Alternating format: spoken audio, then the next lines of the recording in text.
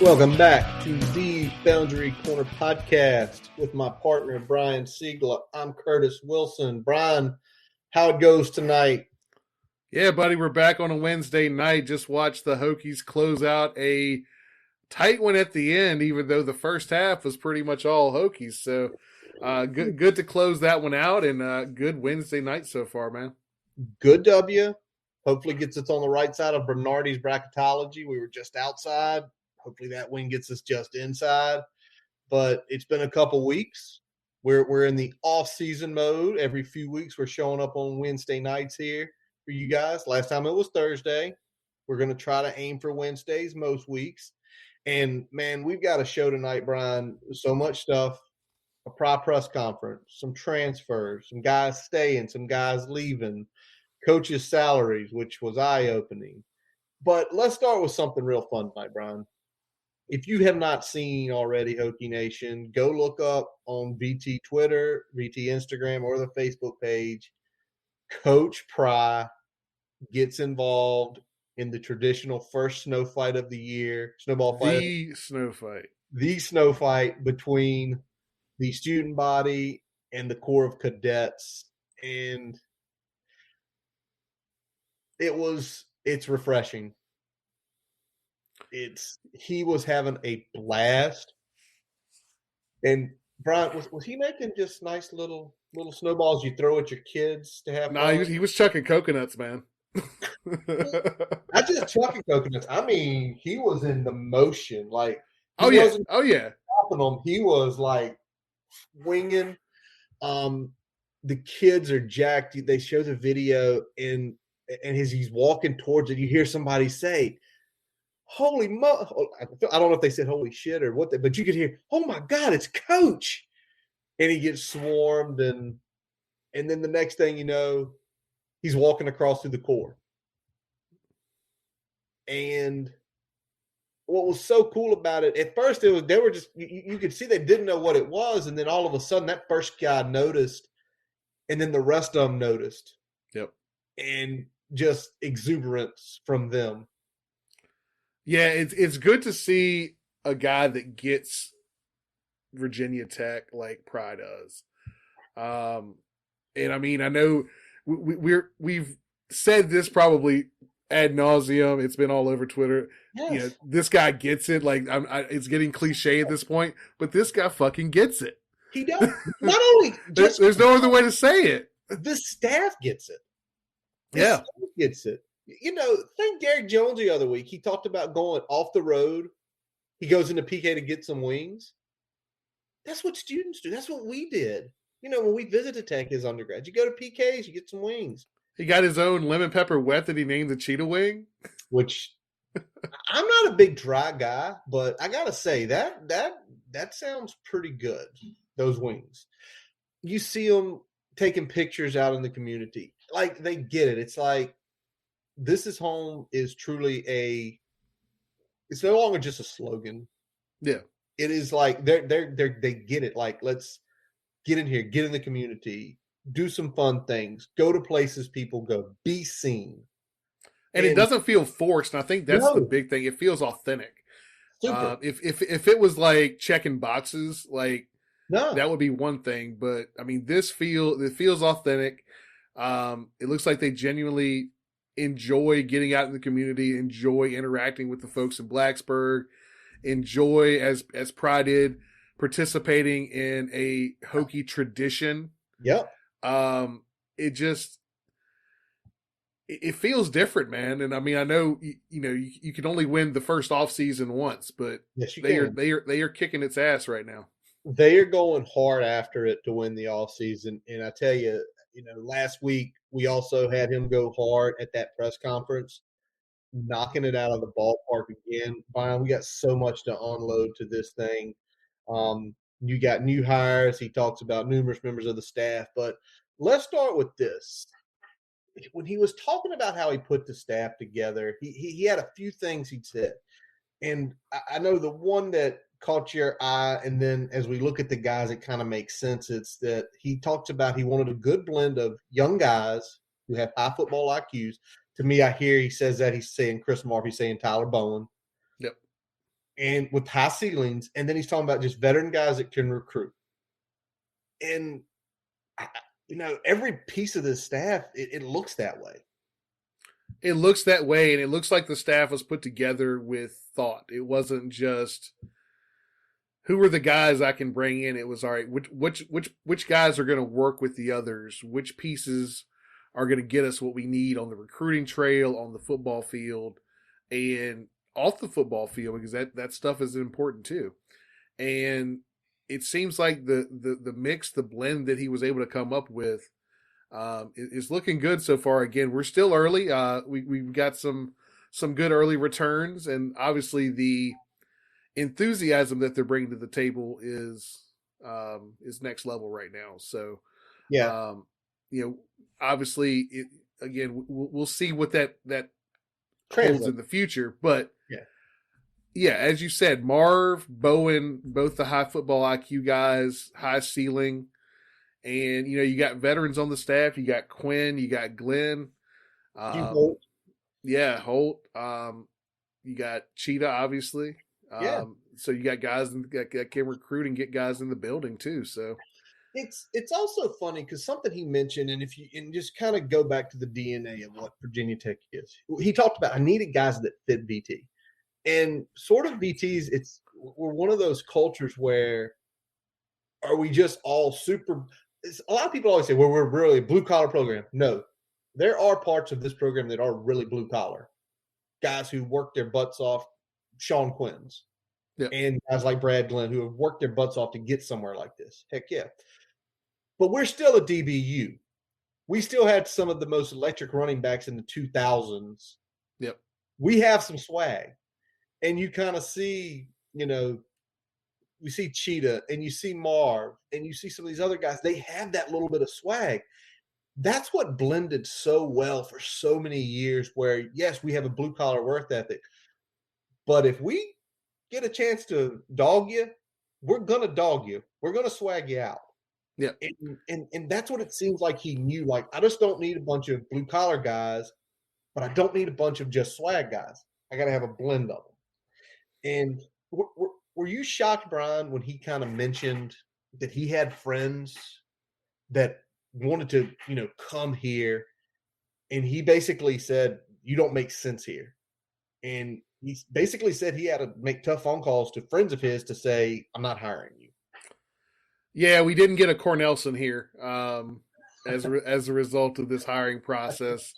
I mean, I'll call it like it is. I mean, at this point, he's hiring guys he knows. He's hiring guys he's crossed paths with, but he's not hiring a direct or even a handful of direct proteges or guys he's worked with for many, many years consecutively. Yeah. This is not a buddy system. Nope. But at the same time, it's a good collection of guys whose personalities seem to mesh well, even when they're not necessarily similar, right? Absolutely. That's a biggie. And, the other thing is kind of like they asked him, what was he looking for in guys, right? He was talking about he wanted people skills. Yep. He wanted people to be able to relate to the families and players. I think that's big, especially in recruiting. You've got to know the areas of the state, the areas of the region. He wanted great communicators. And, he talked about harboring the former player relationships. And it looks like, obviously, with, JC and Pearson, that's helping. But, we saw that, like, if following Twitter today, the last few days, there, JC Price, even though he's a Hokie, goes into LC Bird, and his picture's not even with the football coach. He finds it's a former basketball player he knew when he went there, right? Yep. And then some of these other guys taking pictures with, who was it that took a picture with someone that knew JC? Not even a football player, but knew JC, and he's the principal at the school. And you see that, and it's just like, you talk about people skills. That's understanding, I'm new here. Where's our relationship? How can we build a relationship? Yep. And finding that commonality in areas that aren't traditional too. I mean, you talk about just fostering those relationships with folks in the school. I mean, having a good relationship doesn't just start with the head coach of that team. It's kind of a trickle down across the board. And when you've got those type of relationships that you can tap into, it's only going to make the recruiting process easier. And when we talk about former players, I mean, we're going to talk about him in a little bit here when we get to him, but you know, we already had JC and Pearson on here, but we got somebody else off the field that's pretty big in terms of former player relationships as well. So that's big. Obviously, people skills and just the communication in general, I think, is the big thing. This staff seems to understand communication both with the fan base, with the players, with the high school coaches. They get the importance of the communication piece, and we're seeing that play out in real time. In terms of just general PR and feeling well about the program, this is as high as it's been in a while, and we haven't even won any games yet. I know we talk about honeymoon period, but this is different because we're actually seeing a difference. It's not just, okay, new coach, there's hope. We're actually seeing tangible differences happen already in this process. New coach, there's always hope with a new coach. That's any organization. That's anything like that. We both went through that with our NFL teams the last few years. But again, there's a change. We see the presence. We see things being done differently. We see that this is a change. This is a culture change for the better. This is a culture change back to what Virginia Tech does best. And I'll tell you something else that really impressed me. That during this interview, he talked about the coaches, obviously. That was easy. But him giving specific shout outs to Villagrana, Hazel, and Galt, just like he specified and made sure that they were mentioned. Yep. And that tells you a lot about his leadership skills because those guys are behind the scenes. We likely will never see them in front of a microphone getting interviewed by the press because of the jobs they do. But he made sure in that presser to specifically mention them. And that says a lot about his leadership skills, in my opinion. Yeah. I mean, the most we might ever see them is like one of those quick cut videos that get dropped on the Twitter timeline from the football account. Something like quickly running through this or that, or like they did with Hilgard doing some of the strength and conditioning discussions before the workouts. You might see Galt doing something like that, but you're not going to see these guys front and center, week to week, month to month. It's going to be kind of very, very one-off at best. And again, Galt's probably the leader on that just because of the strength and conditioning aspect of his job. Absolutely. All right, Brian, well, let's turn to it. We've got some new hires to discuss. And finally, we get to discuss officially. Yeah. Tyler Bowen named offensive coordinator and tight ends coach. Bowen, if you guys haven't done your research on him, he played at Maryland 2007 to 2009. He was an offensive lineman. I think Brian's immediately excited an O-lineman is now the OC. But O-linemen make the best OCs. Book it. But essentially, after he, got out, he immediately started coaching. Student assistant down at Maryland, then a GA, moved over to Towson as a tight ends coach, then up to Penn State. Then he kind of got his season in, I think probably what we can expect. He went to Fordham. Joe Moorhead's the head coach. He was the O-line coach there in 2015 with Moorhead. Moorhead goes to Penn State after that. He takes over OC duties. Explosive offense. Coach Chase Edmonds into being a fourth-round pick from Fordham. If you don't know where Fordham is, it's in New York City. They don't have a lot of NFL players in this day and age. If you know your history, the 7 blocks of granite were at Fordham. Yep. Read on that, Vince Lombardi. Bronx. Yep, the Bronx. And then OL coach at Maryland. Then tight end coach and recruiting coordinator at Penn State for a few years. Then he get the co-OC title like we've talked about up at Penn State. And then finally, he was down in Jacksonville this year as a tight ends coach. Whatever happened at Penn State is what happened. But Brian, what else do you feel? What else, hearing from Pry that really got you excited? Because I like that resume. Tells me the guy wants to be a football coach and is invested in it. Yeah, he wants to be a coach. And just circling back to what Pry said, very high IQ guy. Call the Cotton Bowl when they dropped over 50 points. Yes, they did. Familiar with the offensive style that Pry likes to run. Very knowledgeable of the game. Recruiting in the DMV and Virginia area while he was at Penn State. Yeah. Go to 247 and look up. This guy can recruit now. Elite. Elite recruiter. So he clearly has a game there. And, the one thing that was interesting to me that he talked about was the whole Jacksonville situation. Yep. Jags wouldn't give him a release.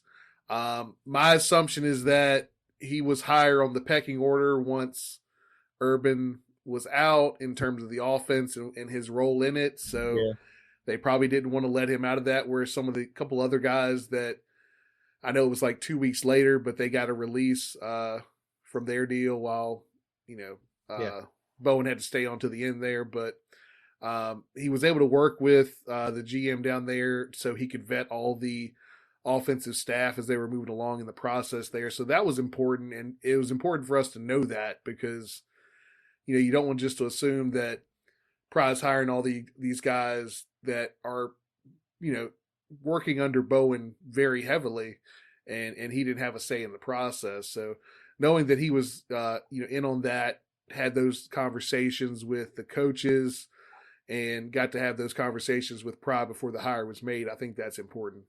Yeah, well, first of all, the GM of the Jags is Trent Baalke, the former 49ers GM, who ran Harbaugh out of town after basically that guy came in and put us in the Super Bowl and put us winning for 4 consecutive years. So I think he's a jerk, first of all. Curtis is salty. I don't like Trent Baalke at all. He doesn't know how to draft players either. He drafted a lot of torn ACL guys and a lot of guys way too early, in my opinion. But that being said, I think it's what Brian said, because with Jacksonville, Darrell Bevell, the OC, he became the head coach, and Brian Schottenheimer became the OC. So I have a feeling where he was in the pecking order, he probably became like the pass game coordinator or the run game coordinator in that situation. He was working right under Schottenheimer. He was working pretty up there, which is a good thing because that tells you that guys like Darrell Bevell, Brian Schottenheimer, long tenured NFL coaches, had a lot of confidence in that guy. And you talk about, you heard him vetted. He vetted every single person on the staff. This is his staff, and this is kind of how Brent Pry said it. It's his staff. He vetted all these guys. These are his guys. This isn't like Brent said, hire this guy. And as far as the offense goes, you hear style. He's the style I want to run. Kept digging around. We're going to run the ball. It's not even a question about it. How we run it and who we run it with. But I look back at the Fordham stats from 2016, and basically it was a 3-2 run to pass. And that's kind of Moorhead's deal too. Always more run than pass. The passing game, though, it's not completely forgotten about. I can't wait for Brian to get into looking at some of these schemes of what we can expect. Obviously, being a tight ends coach, I think we're going to get some. I mean, he coached Gesicki, he coached Farabuth. He's coached quite a few number of tight ends who are in the league and at the top end. So, really love this about him. It was one of those names when you heard it, you read it, immediately liked it. But, Brian, let's flip to the next position because 2 weeks ago, we were hearing Mike Brown and we were hearing Tony Washington. We were. And this was out in public. This wasn't behind paywalls. This wasn't somebody DMing us saying, hey, this is what we're hearing. These were public acknowledgments. And then all of a sudden, it comes down. Well, we're hiring somebody. Virginia connections. And then literally. Fontel Mines is named the wide receiver coach. Fontel Mines played at UVA back from 2007 to 2002 to 2006. So obviously from some of their better years. in the early 2000s, and then he spent 3 years with the Bears in the pros. And with him, not long after getting out of the pros, again, right to coaching. Didn't waste any time. Started out here at Hermitage High School, then moved down to Chelman down in North Carolina, coaching receivers and tight ends. Then back to Richmond, working at U of R with wide receivers and tight ends from 12 to 14, 12 to 16. Then moves over to JMU for a couple good years there. Mike Houston years. Traveled with goes down to ECU after that. Receivers and tight ends, and then ODU last year. He's a UVA grad. Some people will hate it. Some people will love it. Some people will just love to rub salt in the wounds of UVA fans, basically saying this is one of your own, and he'd rather coach here. That's fun. It's fun. Although the Tech fans that hate it, you got to listen. This guy's a good coach. This guy's a good recruiter. But what more did Coach Pry talk about with Fontel there? Well, obviously a lot of Virginia ties, but also he has a big closeness with a lot of former Hokies between guys that played in the 804, guys he played against when he was at UVA. And obviously he played against some damn good Hokie teams when he was at UVA there. Looks like he was one of the, I guess, probably the first full class that Grow recruited during that transition there. So, but I mean, you noticed numerous former Hokies talking this guy up, and that, I think that speaks a lot to his ability. And he's worked with wide receiver most of his career, so he's definitely a seasoned coach on that front. So we're getting a pretty seasoned coach despite his age, and we're getting a guy that can recruit the hell out of Virginia, and I think that's a good 1-2 punch right there. Yeah, the recruiting thing is big, and you're hearing more stories about him that he's basically been recruiting Virginia his whole career. It makes sense between U of R, JMU, and ECU. In the way it looks, he's going to have 2 certain territories, very crucial to this state. But it just seems like he's younger, he has the experience. I know a lot of people are like, well, he coached tight ends and he was a tight end. The majority of his game has been at wide receiver since he became a coach. Yep. And it was just nice to see a lot of the former Hokies that, again, of our era, and I say of our era when we were younger, like congratulating, happy, joking with them a little bit, like, you got to the right side. And it's one of these things too that, let's think here, way I can put this. He seems like he's going to be a culture fit because he seems one of those blue collar guys, right? Play tight end, went to Hermitage, and has worked his way up here. Didn't like come out and immediately get a couple jobs and then he's in D1. Literally had to work his way up to D1. Yep. And it's that whole thing we're talking about, blue collar or flash. It seems like there's a lot of blue collar in him, and I think a lot of it's going to pay dividends because it seems like this guy, people like him, and he's been recruiting coordinator at several different places. Yeah, I'm looking forward to see what he can do. I like what I'm already seeing on the road. He was with Coach Pry this week. They were down at Oscar Smith, down at a bunch of other schools in the 757 this week so far. Where did they hit up today? They were in... Yeah, I'd have to go back and look. Western Branch. Western Branch today.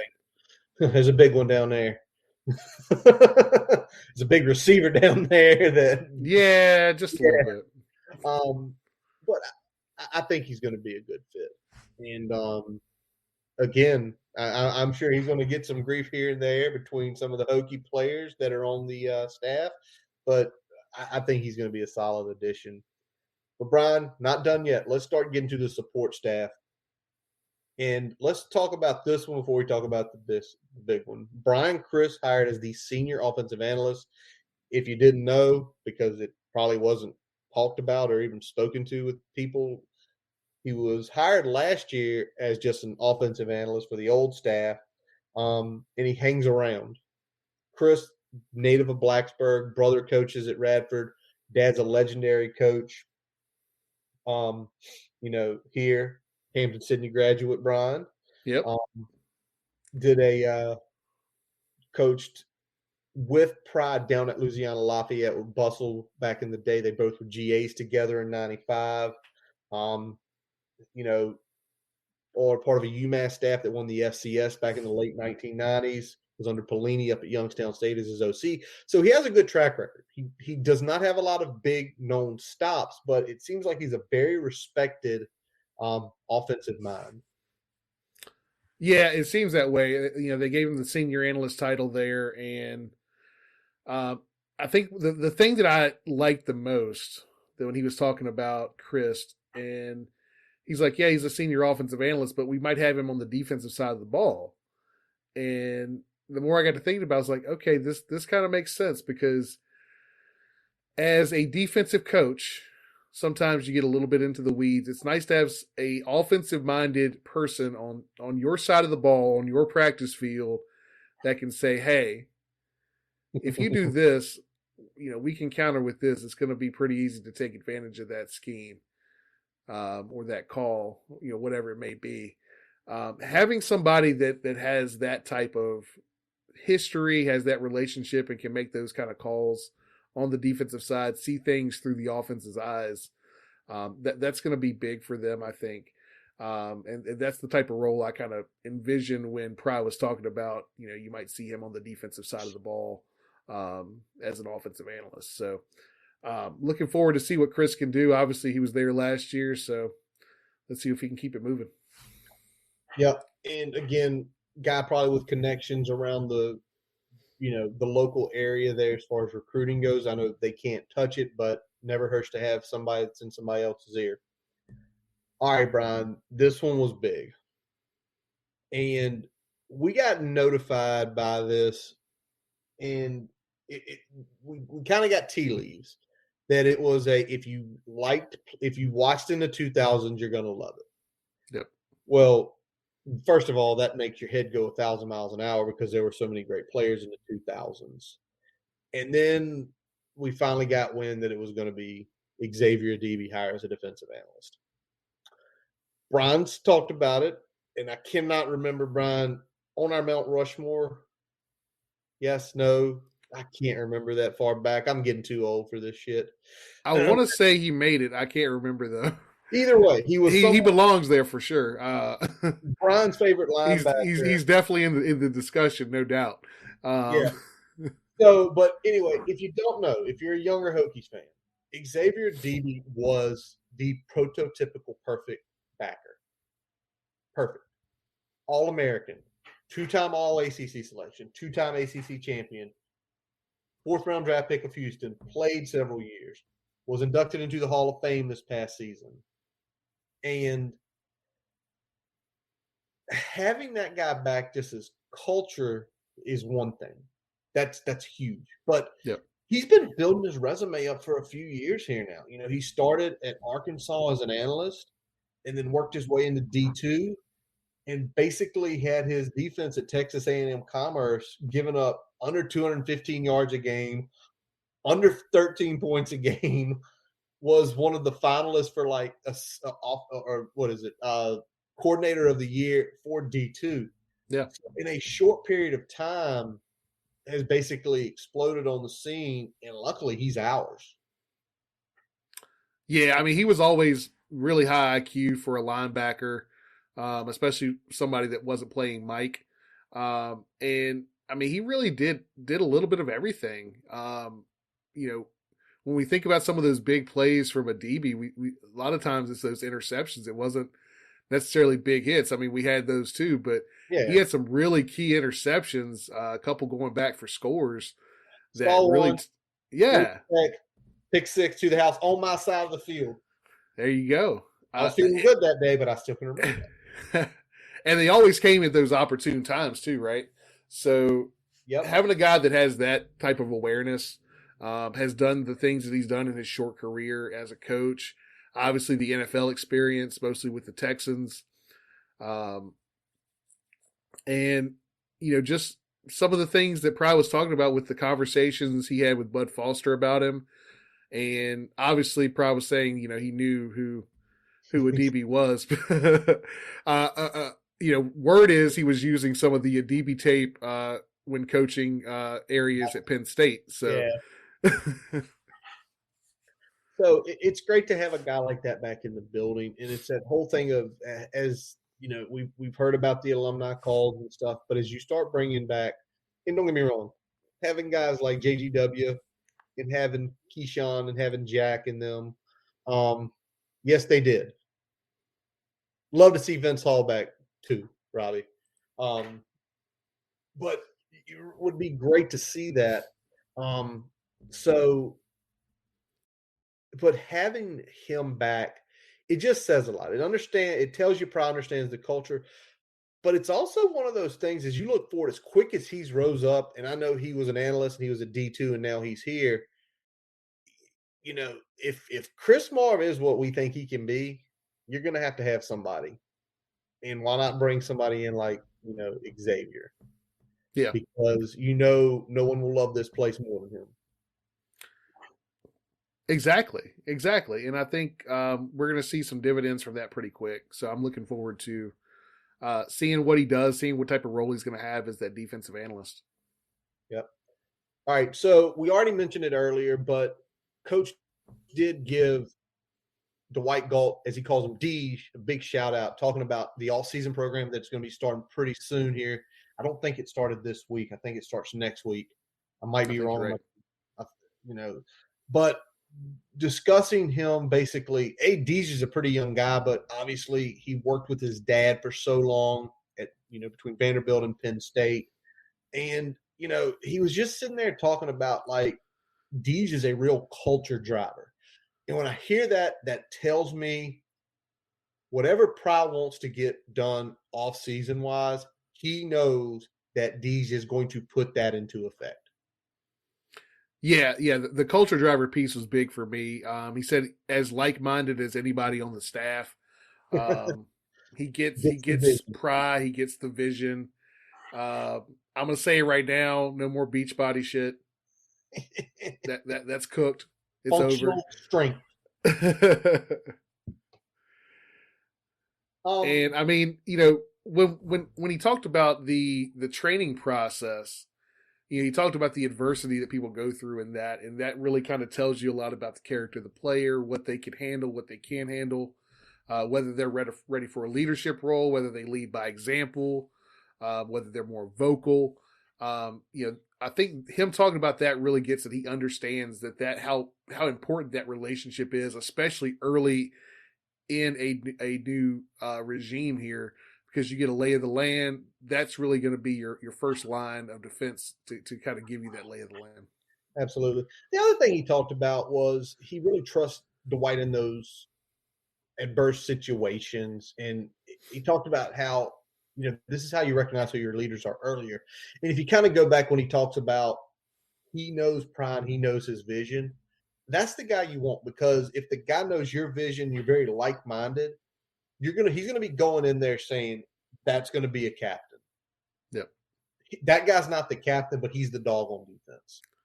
Well, also knowing guys that you can push to get more out of them, and guys Yep. that you need to kind of bring along, Yep. With a little more thought, right? So, some guys thrive off getting pushed, getting in their face, and some guys need a little bit more mental, right? Need a little bit more mental. Some guys' minds can't handle the physical pushing. And they can be superior athletes and they can be great players. They can be great individuals, but you have to do it a little different. Yeah. And I'm sure that's going to be related. And I think that's why I keep thinking like-minded. I'm sure there's going to be times where you're probably going to hear, I'm sure Pry uses it. This is what Deej made you do. And this is the same thing I'm going to make you do. Yep. And if you have that sort of connection, essentially there's no change, right? From season or anything. It's all one level. This is how we're doing it. When Coach is done with us, we're going to Deej next. Deej just like Coach. Yep. there's no like this guy's really hard on us, coach is softer on us, or coach is soft on us, and this guy tries to kill us. To me, you can't have that in the sport of football. It's got to be same level type stuff, man. And it looks like that's why Deej was hired, and Deej is a young guy, and hopefully Deej is around here for a long time, and we can get Deejified instead of gentrified. All right, Brian, when you heard that Pry did not reach out to Joe Rudolph reached out to Pry, what was your first thought? Damn, that's some big mood energy right there, because we thought that this was something that Pry kind of went out on a limb for, but it sounds like Rudolph was looking for a change, had a connection with somebody else here at Virginia Tech, got in touch with Pry, said, hey, looking for a change, looking for a little bit closer to family. And Pry laid out his vision, talked about what he wants to get from an offensive line. And, the next thing you know, we got Joe Rudolph as our offensive line coach. Yeah. And we talked about it 2 weeks ago. It got us ecstatic. And, he mentioned really specifically how Joe was from the Pittsburgh area. Joe coached at Pitt. And listen, Pitt is about a 5.5 hour drive to Tech. So if you have a lot of family there, a lot easier from going there down to Blacksburg and there to Madison. So I wonder if that's one of the big driving forces. But what got me jacked, and when Price said, here's my vision of the offensive line, and what he does is what I want to do. Brian, we know how good Wisconsin's offensive lines have been for years. We've talked about it before. And when you hear that again, it starts the everything starts turning inside. Like, we're going to go try to literally slam it down people's throats. Yeah. And and the other piece is the recruiting piece. Is he has always recruited the western part of Pennsylvania or the eastern part of Ohio. And those are areas that really in the last 5 years we've neglected. And we pulled some good players out of those areas. So love hearing that we're going to get back into that football-rich area of the country. Yeah, I mean, we always talk about Penn State coming down into Virginia and eating our lunch. They've been eating our lunch in their own backyard too, where we used to go with some degree of frequency that we really don't really tap into anymore. So getting a guy that really has relationships with coaches and families there, can really tap into those. I think that's going to be big for us, aside from the on the field stuff, which I think is probably, in terms of on the field, this is probably the best hire, I think, of the staff in terms of what we can get from the on the field product. So absolutely. All right, next call, Brian. And this was, I don't know if this was a shocker. Maybe it was to some of us, but he talked about Sean Quinn, and he talked about Sean Quinn being that first call. What do you think this was? Do you think he just saw Quinn's? Why do you think Sean Quinn was the first call? Because he doesn't have the greatest resume. Why? He seems like his personality really kind of fits the vision of what Pry is trying to do. And I think he gets we talked about the swag and then the blue collar mentality, kind of a hybrid. I think he kind of he understands that, right?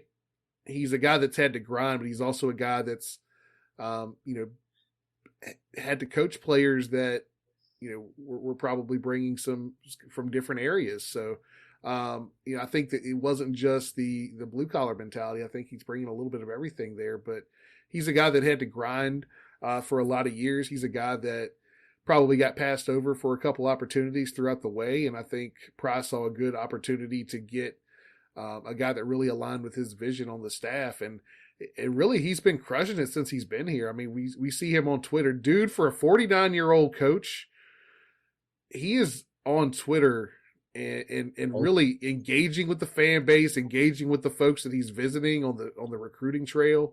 Oh, yeah. I mean, outside of Cheetah, he's tweeting more than anybody else.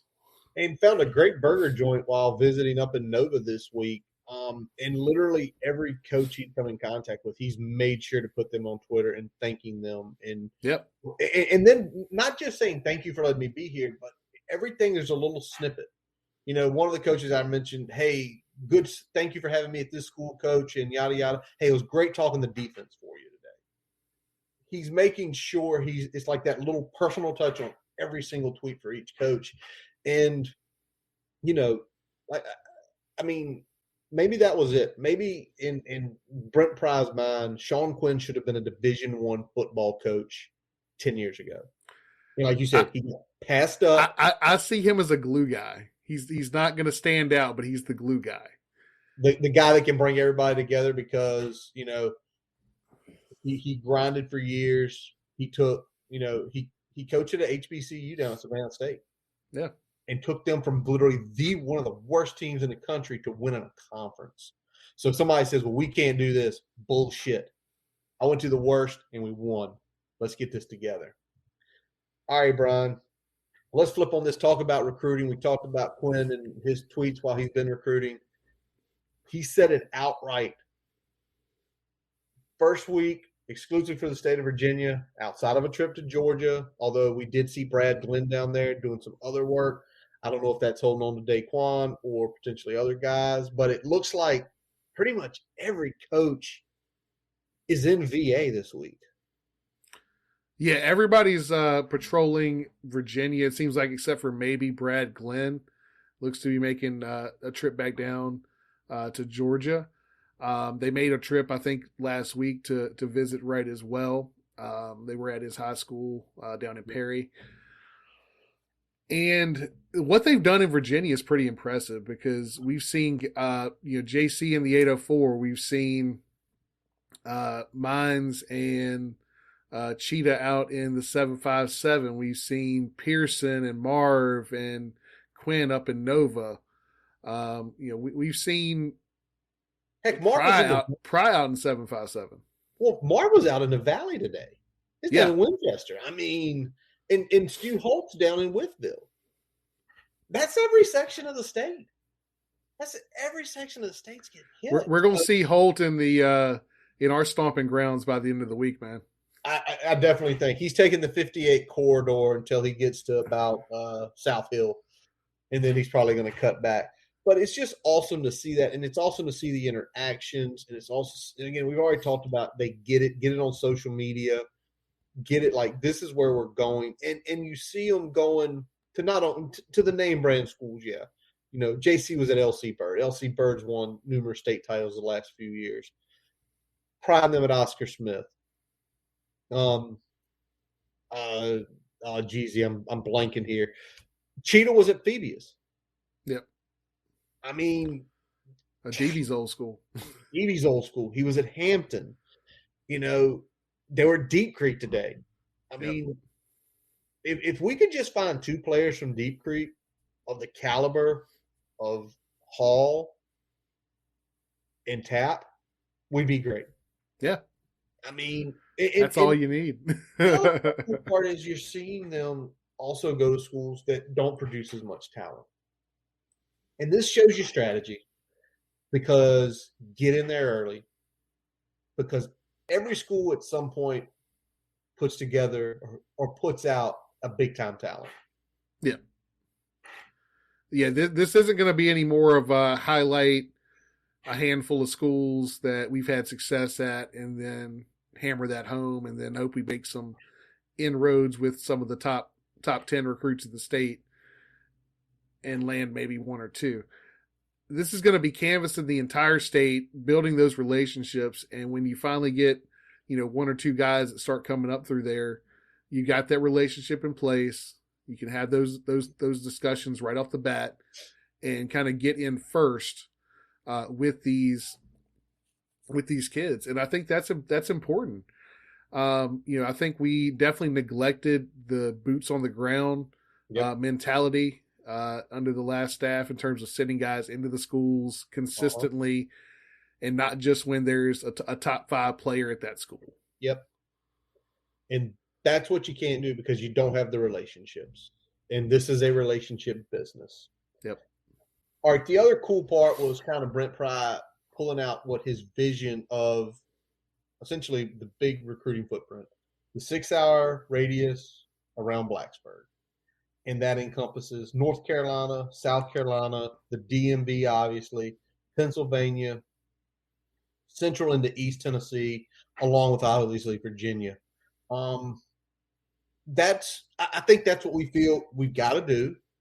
But what did it shock you when he talked about opportunities elsewhere? Yeah, so I think the opportunities elsewhere is definitely going to be some of our traditional stomping grounds with Delray Beach, Jacksonville. I think those are going to be areas that we still tap into. You're going to get, I mean, if you talk about 6-hour radius, you're talking about the greater Atlanta area too, pretty much. Right on the edge of it. That's like 6.5, right? Yeah. We'll round up. Yeah, we'll round up. It's 6 hours and 20. It's not over the 6.5 mark. We're going to round back down to 6. We're good. Let's rate Atlanta here.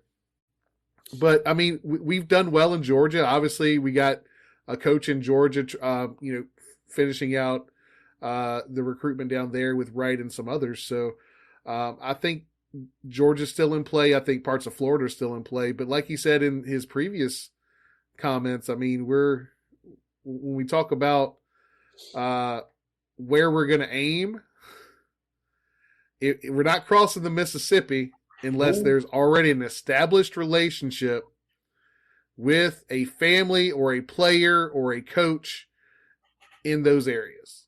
So if you don't have a reason that ties you back to the state of Virginia or to Virginia Tech, we're not just throwing darts across the Mississippi. His words, not mine. Big key, darts across the Mississippi. So while I like him saying it like that is, if there is a kid, for example, dad's a VT alum, and it's an upcoming recruit, we're going to go talk to that kid. Yep. Why? Dad went here. Mom went here.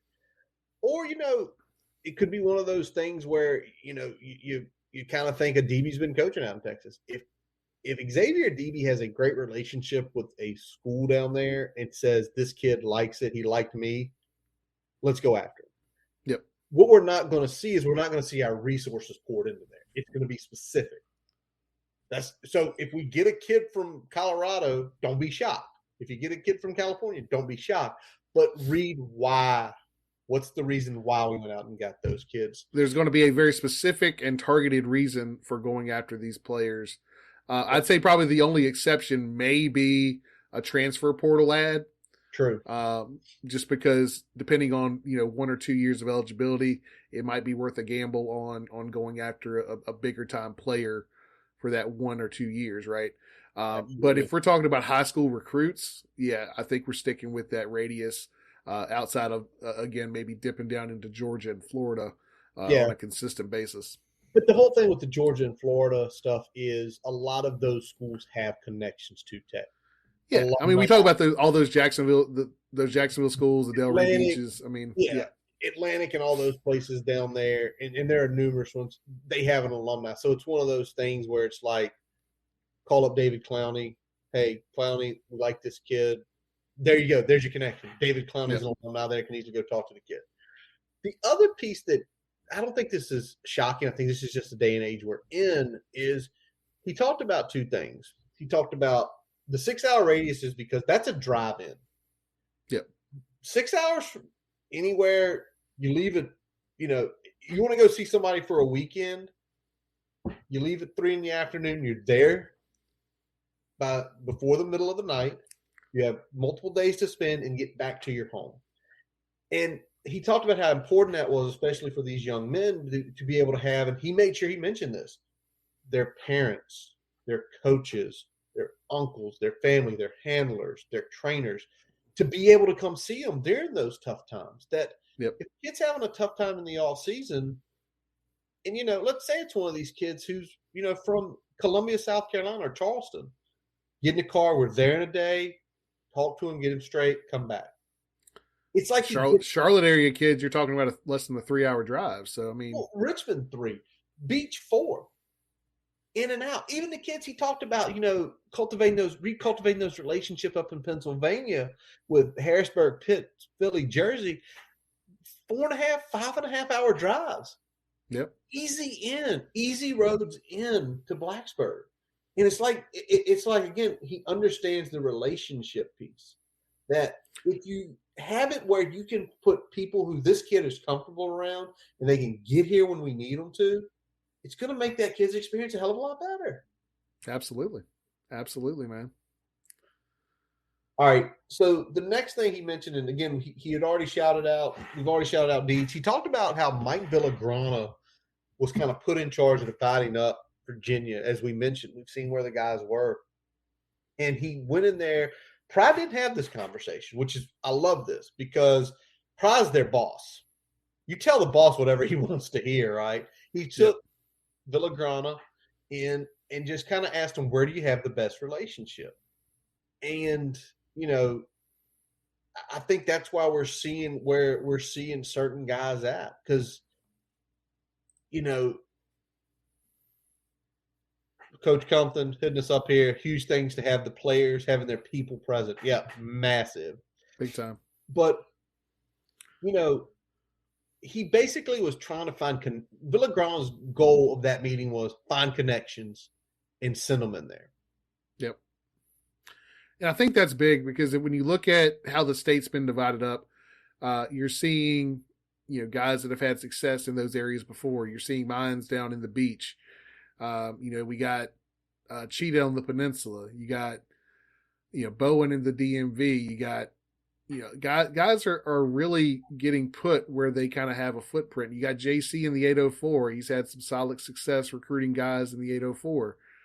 And JC probably, in terms of knowing the lay of the land, probably as good or better of anybody on the staff. So he can kind of fill in the gaps where maybe some other guys are not quite as strong. So that's why you have a guy like JC on staff, aside from the Virginia Tech connections, aside from how good he is on the field.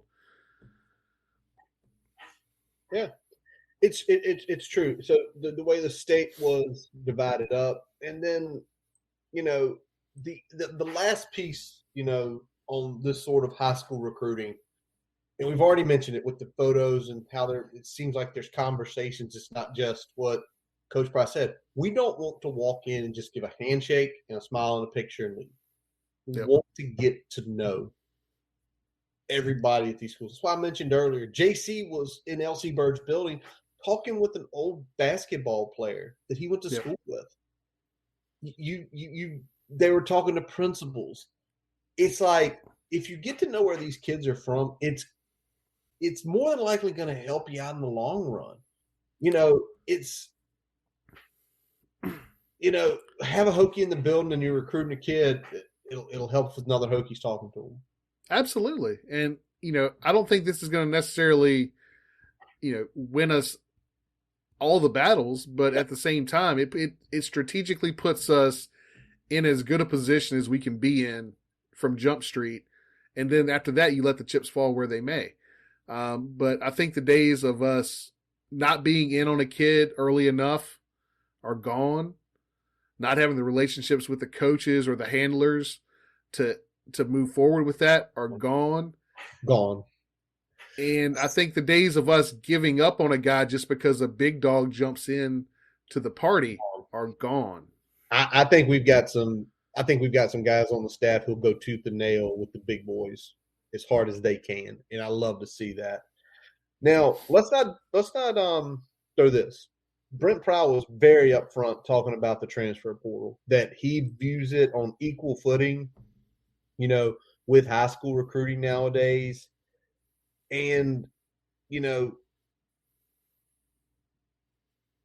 I tend to agree with him because there's we talked about it earlier this month, Brian. There's 1,000 kids in the portal.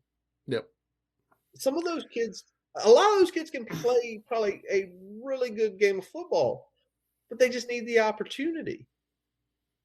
Yeah, I mean, you're not going to find, you're not going to fill your roster out that way, but the transfer portal is going to be your hole filler, your immediate impact player on occasion.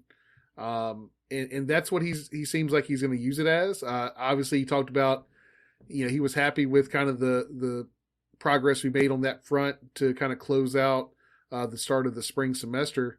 Got 4 already in, possibly 2 more, coming through. So that's really big. And I think we're only going to see more of that as we get into spring workouts, we get into spring practice.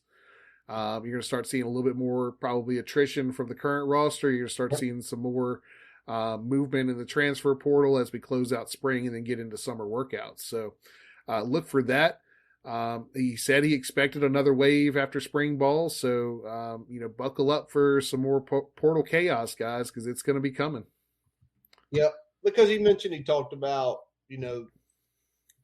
having, the winter workouts in spring. You're going to weed some people out. You're going to weed some people like, nope, this isn't what I want to do. I'd rather go elsewhere.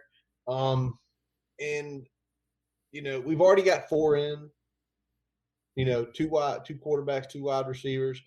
Are there potentially more coming? We hope so, because we know, we're going to talk about in a few minutes here, there's the holes we feel like need to be filled, and it's going to be interesting to see how they fill them.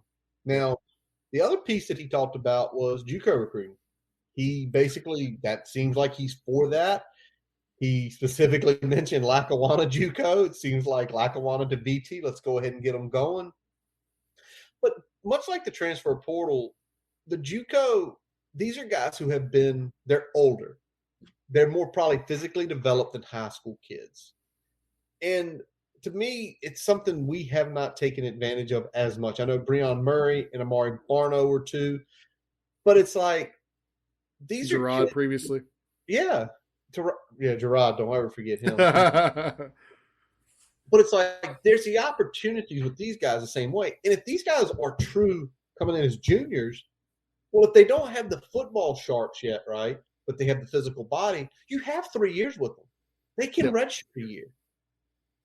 Yeah, you have a lot more opportunity. You talked about, you got the high school kids for 4 to 5, you get the JUCO kids for 2 to 3, 3 to 4, and you get the portal kids usually for 1 to 2. So, and the portal sometimes even more. Obviously, now with the one-time transfer rule, you're getting some true freshmen coming in, some redshirt freshmen, some redshirt sophomores. So you're getting sometimes 3 to 4 years even with those transfers. So it's going to be really interesting to see. But I think the JUCO area is something that probably has been underutilized historically by Virginia Tech. I think you don't want to see a ton of players coming that route every year, but I think there's probably an opportunity for 1, maybe 2 each cycle. I'd say a handful of cycle. Somewhere between 2 to 5. Okay. And at position, not necessarily of need, but positions needed of depth, where it's like, we're going to go look at this offensive lineman from this JUCO. He's 6'4". He's already 310 pounds. Yeah. We don't need to worry about him getting in the weight room and gaining weight. What we need to figure out real quick is, can we teach him technique and get him on the field, not this year, but next year, where he's a swing guard, he's a swing tackle, whatever. Yep. And I know it's like, give these guys a chance, because some of these guys go there because they don't have the grades, and then they work themselves into good things. Give the guys a chance. For sure. Brian, we're going to hit this real quick. We don't have the spring game yet, but basically Pry said we're pretty close. I imagine we get something at the latest next weekend. Next weekend? Yeah. Okay. I could be wrong, but I think we get something by the end of the month. So we just need the game date. That's it. That's all we need. Game date. Yep. I don't even care when spring practice starts yet. I will in like a week, but just give me the game date, please. Put it on a good date where we want to know. We want to put it on the calendar because we will be there. We are trying to be there. You can guarantee it. I ain't guaranteeing it. I got 3 kids. All right.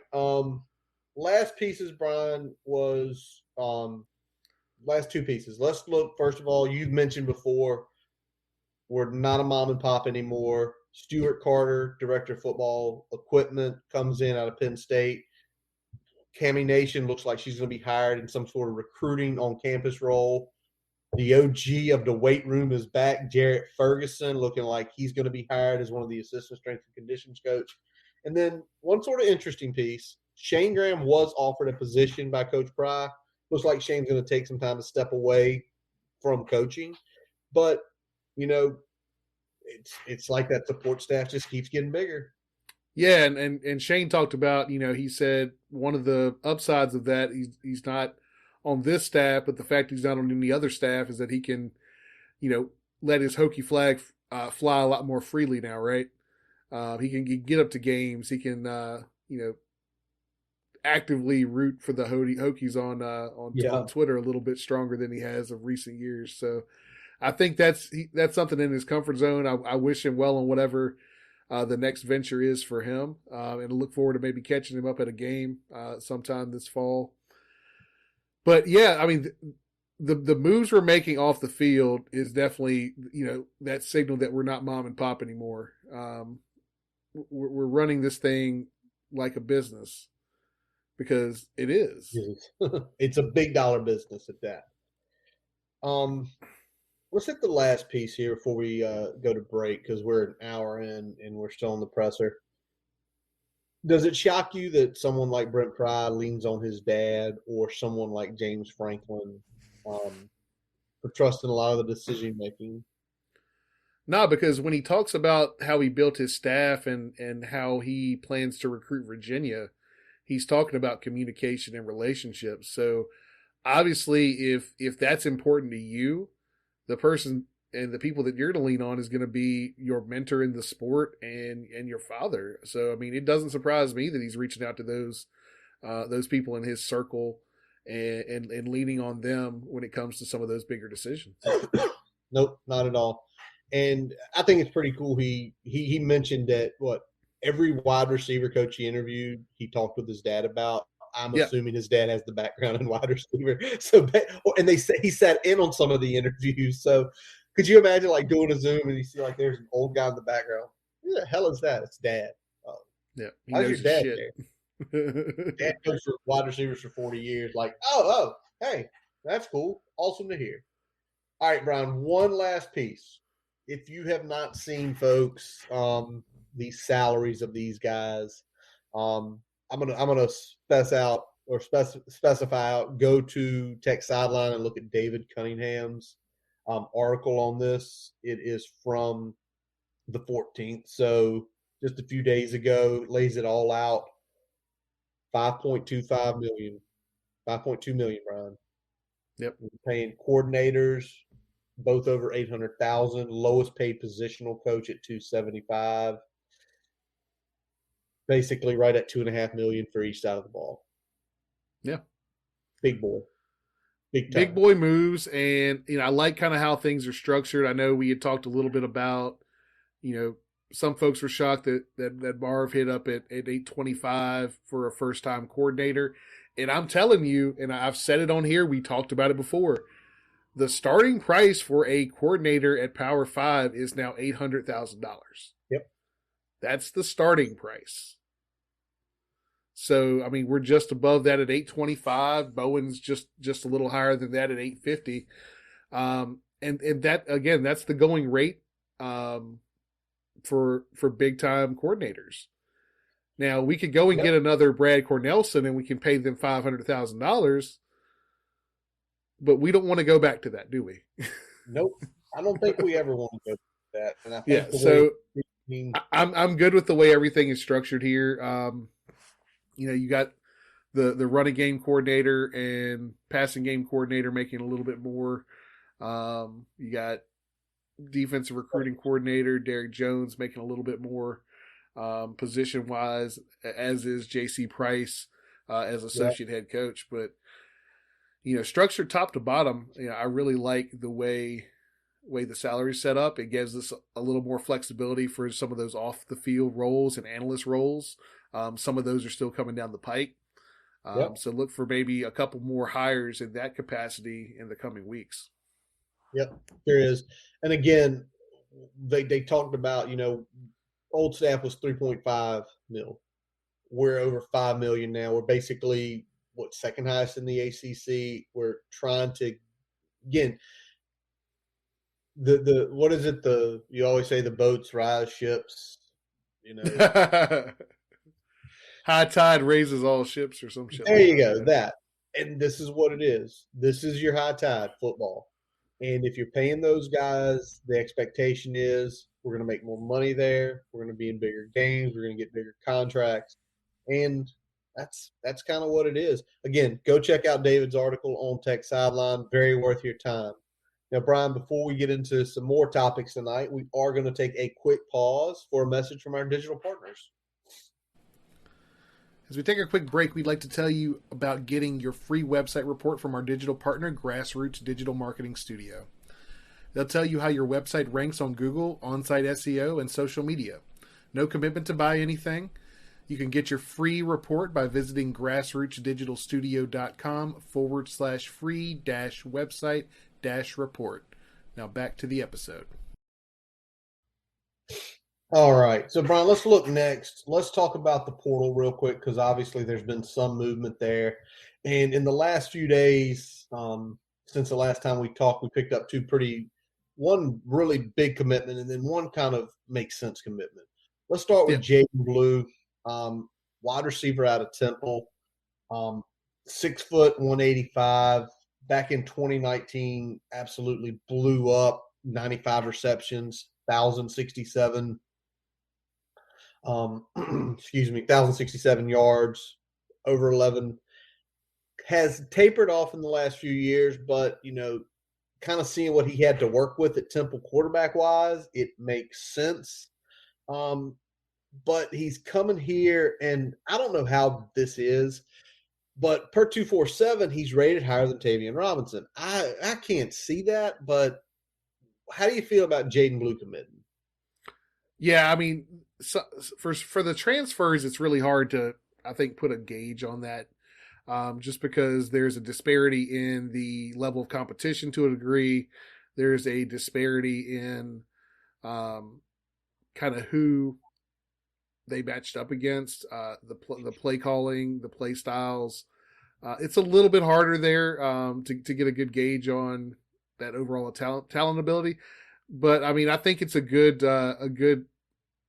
commit for us because it definitely shores up a position that was kind of bleeding a little bit as a result of transfers, as a result of a couple guys moving on. So looking forward to see what Jaden can do. I think he immediately has some sort of role in the 2 deep. We'll see if he's pushing for a starting role. I think he probably will. So, we'll see on that one. And then, we had another one, Stephen Gosnell. Benji's big brother. Benji's big brother, UNC transfer.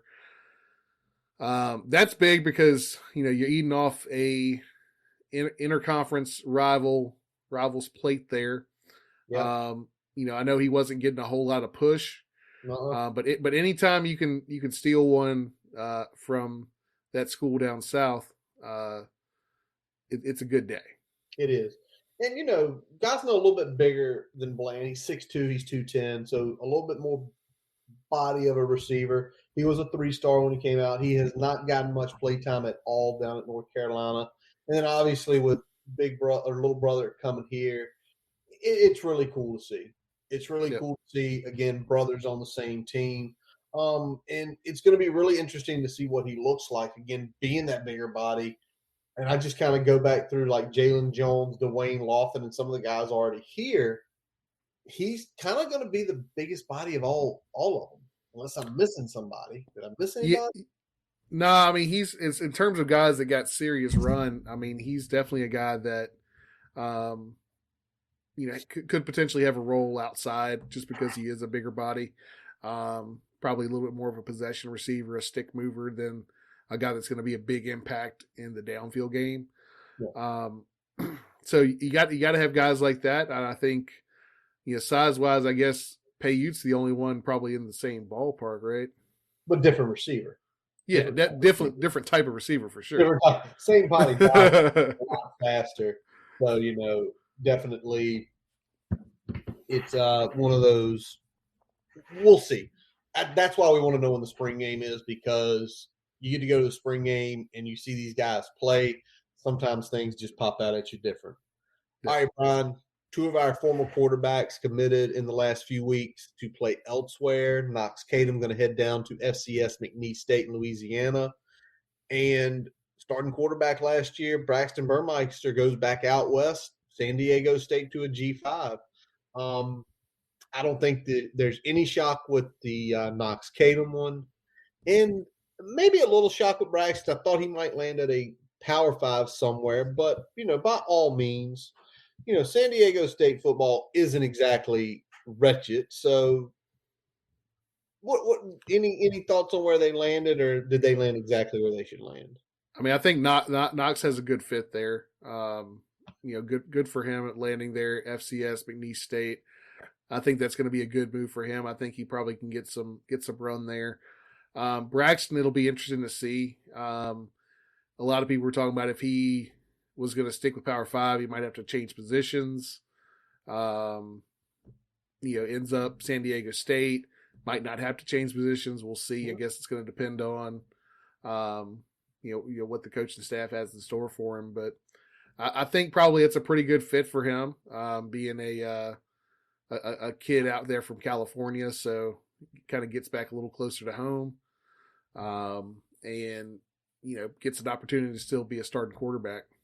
Yeah, and San Diego State this year went to a bowl game, was in the Mountain West Championship game, so he's going to a good program. It's not like he's going to the low of the low. So good for him. Once Hokie, always a Hokie. Best of luck to both those guys. All right, Brian, I'm going to give you three names in order. Tell me, and we're excited about all three, but your level of excitement and importance to the team this year that these guys are staying. Armani Chapman confirms he's returning. Johnny Jordan gets a sixth year, and Drake DeLewis gets a sixth year. Order 1 to 3, importance. I'm going to put, and it's just by a narrow margin, Johnny Jordan at the top here, because I was insanely concerned about the center position going into this offseason. It's going to be Jack Hollyfield. We're looking at Jack Hollyfield or somebody transferring in. So getting Johnny Jordan back for a 6th year, that's huge in my opinion. I'm looking forward to see him in a starting role this year. I'm looking forward to seeing him kind of being that quarterback of the defense. Offensive line, excuse me.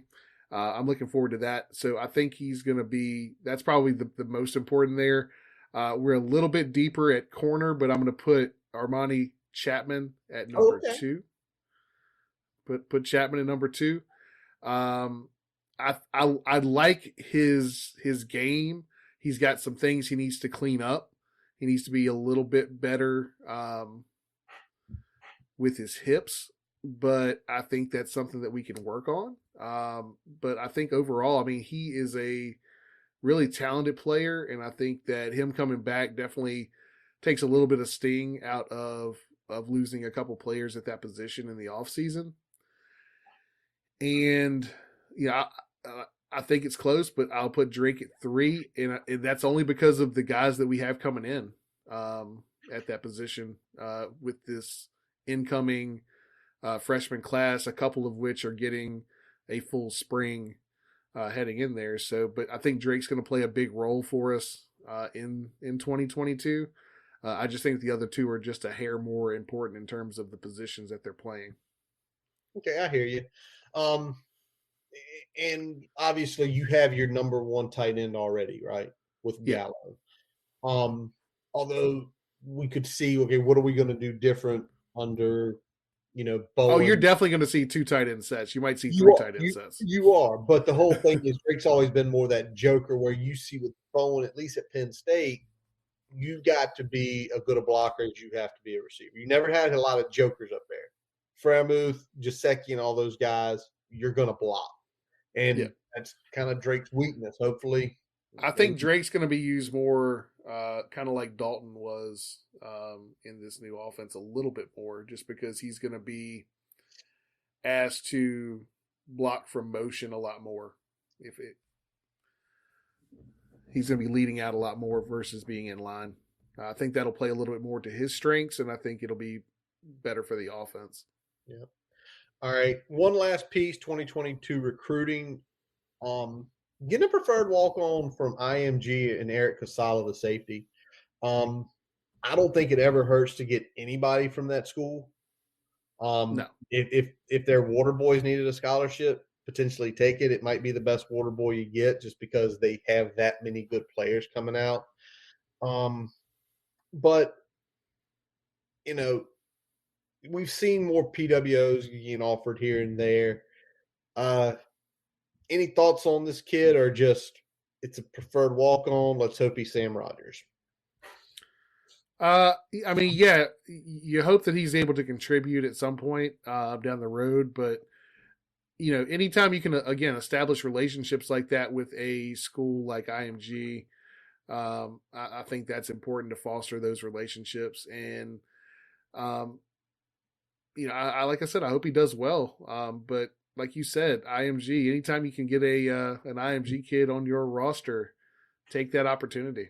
Take the opportunity, and if anything, what we talked about here in the States or in the state of Virginia, it's building a relationship, getting the preferred walk-on kid a scholarship. It might be in 2 years, there's a high 4-star, and because of that early relationship building, he comes. All right, Brian, let's switch gears a little bit for a few seconds here and talk about the Hokies hoop struggles. Obviously, the last 2 games have been wins. Yep. And the Irish win, the stats I'm about to give you kind of destroyed. Tonight, we survived the NC State from blowing a 17-point lead, but it kind of falls into everything. And I just got bored last week. And, this team's a top 15% scoring defense. And with 300-plus teams, we're roughly a top 40 scoring D. That's every game. With the exception of the Notre Dame game, we've been holding people, right? Yep. All right. With the exception of the Notre Dame game, we're a bottom third scoring offense, which is really tough to swallow when we know how good of an offensive mind Mike Young is. And like tonight, Ron, I told you before we got on, we were shooting over 70% from 2-point range. The reason they were in that game is we couldn't hit the broadside of a barn with a 3-point shot tonight. Yep. Couldn't hit anything. It was like 26%, I think, was the percentages up. And that kind of drives you insane, especially when you have such a big lead. And the only way the team can come back in is you taking lower percentage shots, which the 3-pointer this year just has been.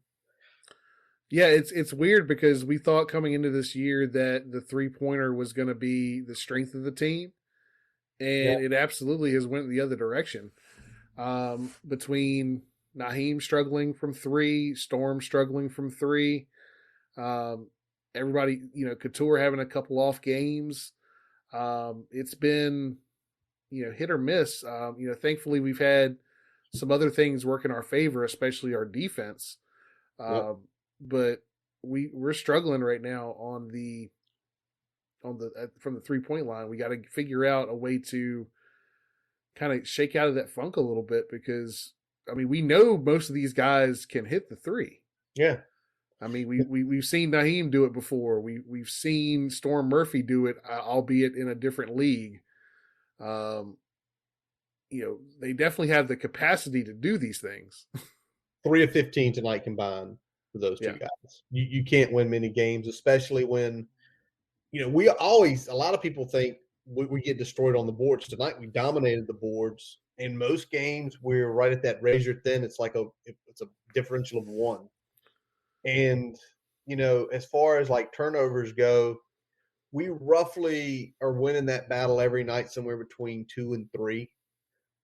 But I think my overall assessment, it's what these last 2 games were. They were nail biters. This is a good team. I think we're a good basketball team. I think if we got in the tournament, we could beat anybody or lose to anybody. We have the razor thinnest of margins. And tonight, for example, when you cannot hit a 3, especially with a 17-point lead, and you keep shooting, because I felt like every time I looked at the television between doing stuff around the house here, we were taking another 3 and missing it. Yep. And several times like it was not necessarily a super contested shot, but kind of a mildly contested shot 10 feet and in, and you're giving it up for where you are not making anything from. And that makes me lose my damn mind. Oh yeah, it got better when Mutz got really aggressive at going to the rack, whether it was himself or kind of attacking the paint and then finding a Luma or somebody else, down under the basket for an easy layup or an easy dunk. That's when the offense was looking its best. It was looking its worst when we were, again, reliant on taking kind of open threes. Good looks, but not necessarily wide open. Well, some were wide open, and some were wide open. And I mean, there were a couple that were just missed. And some of the problem is that we're getting too late into the shot clock because Storm's having a little bit of trouble getting the ball up quick, getting into the offense. So that hurts with the shot selection. You can't necessarily throw it in the post and kind of wait for things to happen. You got to do a little bit more around the perimeter. So that's kind of hurt the shot selection side of things. But in general, we just need to make more threes. Better, easier. And again, we know they have the capacity to do it. That's why this is frustrating. Yeah. That's why it's frustrating, because we've seen these guys make these shots in these situations before. And I think it's also frustrating the fact, and you said this last episode, Mike Young doesn't have the quick hook for his shooters. Yeah. Like tonight, again, the two guys tonight, Murphy would probably be out there regardless, but I mean, Mutt was 2 of 9. That's killer. And he was 3 of 15 in general. And I mean, that's. Oh, you mean Naheem, right? Naheem. What did I say, Mutts? Yeah. My bad. It's getting late, folks. I'm tired. You're good. All right. Couple real quick things before we call it a night, Brian. CFP expanded playoff talks stalled. Not a shocker. And after it got punted a couple times, I was like, all right, we're probably not getting it where it's going to be ready in 2 years. We're going to have to at least wait until 2025. Yeah, 2025 is probably where we're looking at now. But Jim Phillips, the ACC commissioner, came out and basically made a statement, being the first that says, now is not the time to make this change. And I think some of us get upset. Then reading Dennis Dodd's article a little further, basically every ACC coach said, no, now is not the time, that there are way too many other things going on with the new transfer portal, with the NIL deals, with so many other things going on. We don't need one more big change. I tend to disagree, because those things are done. Yeah, those things are done. The NCAA completely dropped the ball on this. But then I looked a little further, and it seems like big time on NIL. But we've discussed that enough. We don't need to. To beat that dead horse anymore. I think the portal piece is we're going to finally see it to fruition with a normal year, how it's going to work. And we're going to, and it's almost like we want to see how this works a couple years down the road, because, if we're getting kids in and then they're trying to get back out and trying to get waivers, is it even worth it? But we saw we've seen the portal in a true COVID year, then we've seen the portal in this transition year. But we haven't really seen how the portal works in a normal year where there's not, super seniors and all this shit where you got to completely clear a roster and things like that. I mean, it's definitely going to be different than what it was in the past, but I think there's going to be some settling in once people get a better grasp of the portal. Yeah. But I mean, I've said it before, I've got no problem with the way the portal is set up. But like anything, when you get more freedom, there's also more risk associated with exercising that freedom, right? Yep. So, when you get in the portal, it might be something where you don't get the calls you're wanting, and now you're kind of in no man's land. Exactly. You're in purgatory. So that's the fear for some of these kids. And so the hope is that people in their circle are giving them good information, right? That's the most important thing. Now, the other big piece that now it kind of made sense to why they're rejecting it. If you go ahead and expand the playoffs now, it's currently under contract with ESPN. If you go ahead and expand it, that means you're expanding to ESPN only control. If you're not the SEC, what do you want? If you're not the SEC, you want a little bit more coverage agnostic situation for the college football playoff. If there's going to be potentially 8 games leading up to the semis in the national championship game, if you are the ACC, the Big 12, the Pac-10, Pac-12, G5s, Big 10, even though the Big 10 has numerous contracts, you want to get everybody involved in taking these games. Yeah. More money, more exposure, and essentially don't let ESPN monopolize it because they've got the monopoly on the bowls. They've got the monopoly on the bowls. And I think what this move, I think, signals is that they weren't ready to move forward with the ESPN situation, especially after the SEC realignment and how that really kind of threw off the balance of the conferences. Yep. Once they saw that, they're like, all right, let's approach this a little bit slower, and let's see if we can get some things leveraged in our favor as we move forward with this before we sign off on something that we're stuck with for a good number of years. Probably 5 to 10 years. Yep. So it'll be interesting to see how the talks pick up. I still think we're going to wind up at 12 eventually, probably 2025, but who knows? Now, speaking of national championship games, Brian, obviously you and I both watched it.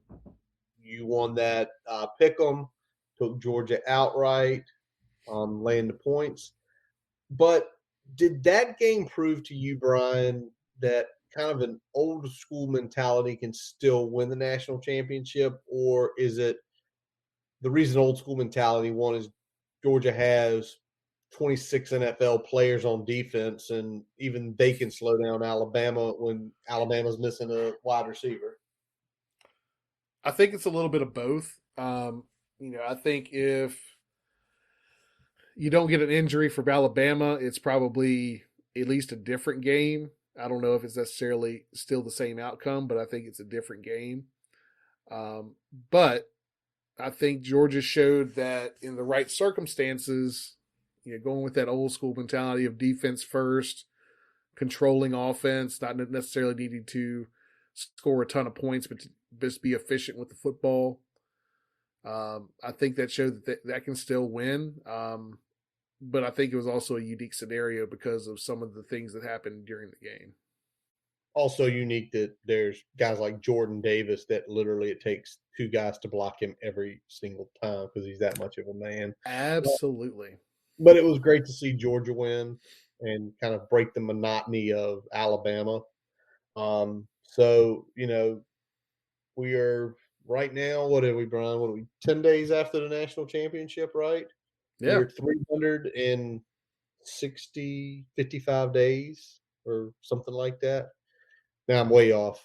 We're like 6 months until 7 months. Yeah, it's late. Now it's math is a bitch. Son of a bitch is what it is. We're like 7 months until kickoff. Can't wait. Can't wait for spring ball and the rest of this off season, Brian. All right, Brian, anything breaking while we've been on here? I don't see anything fun, man. I think we're good to kick it. All right. Well, that is going to wrap up this episode of the Boundary Corner podcast. I'm Curtis Wilson. I'm Brian Siegler. Visit our website, boundarycornerbt.com, to listen to all of our episodes. While you're there, don't forget to follow us on Twitter, Facebook, Instagram, and subscribe to our YouTube account and your favorite podcast source, including Spotify, Amazon, and Apple Podcasts. We let our buddy Jason Long play us in and play us out. Catch him on Spotify and Apple Music. Also, check out his YouTube channel where you can obviously see the songs that he plays for us, along with some of his other songs, along with some cool cover songs that Jason does. We thank you, as always, for listening. And as always, let's go. Hokies!